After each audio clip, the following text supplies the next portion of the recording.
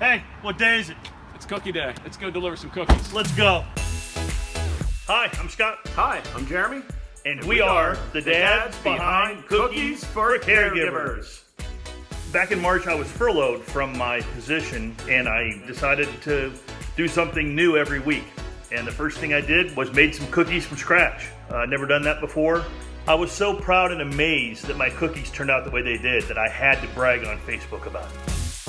I saw Scott's post on Facebook, and ironically, I'd been baking cookies with my two boys around that same time, so I challenged them to a bake-off, and it was on.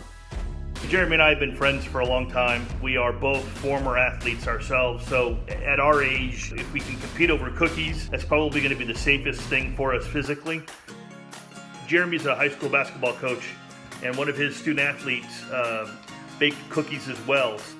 Rachael was a senior high school basketball player of mine, and she loved to bake and mentioned that many times, so we just thought it would be a perfect opportunity to include her.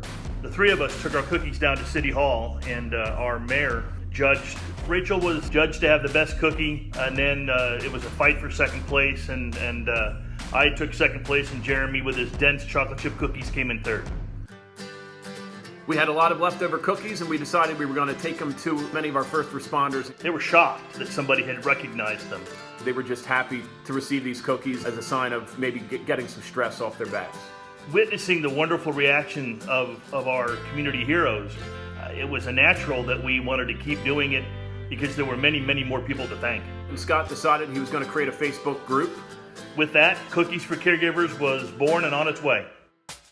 Each of our volunteers assumes the responsibility of choosing what kind of cookie they're going to make, shopping for the ingredients, and baking. Jeremy and I provide the delivery. We go out to local stores and we purchase the cookie containers. We include a little letter on top of each of the dozen cookies that thanks them personally for what they're doing. Now we're in our 38th week. We have delivered about 15 or 16,000 cookies. We've had people tell us that our deliveries have turned their day around, their week around. The fact that they thought they were invisible, but now they know they've been seen. It's more than the pandemic. It's more than baking cookies for people. It's the idea that I can thank people for what they do on a daily basis and recognize them. You guys, you got me crying again. Happy tears, though.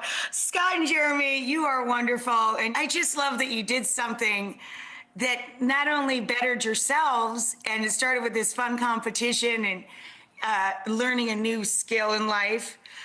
One that I'm not very good at, by the way. My sister's the baker. I have to admit, I would lose every competition with her when it comes to cookies. But you took such a fun thing that lots of friends are doing, and you made it such a big part of the community. Well, I got to tell you, our friends at Bob's, and I love Bob's story. Bob's own story is pretty remarkable. Bob's Red Mill heard your story. They love your story, too. They're donating $10,000 to you guys to help you and the volunteers with your baking delivery service. And you gotta keep that love going. $10,000 is a lot. We can make a few cookies with that. Ooh, I'm speechless. You can make a heck of a lot of cookies with that. I told you. And Bob, what a cool story he has. And that's the kind of business that really appreciates what you guys are doing. It's that grassroots, just come up with an idea. And that small town. I'm in the Adirondack Mountains, and I've lived here since I was in second grade. I mean, we're real small town folks too, but it doesn't matter where you live. You can make a big change in the world as you guys have. You think 10,000 will hold you this week? Appreciate that. Amazing. Carry on your great works. Thank you so much for sharing your story with us. We sure do appreciate you. Thanks to Scott and Jeremy, and of course our friends at Bob's Red Mill.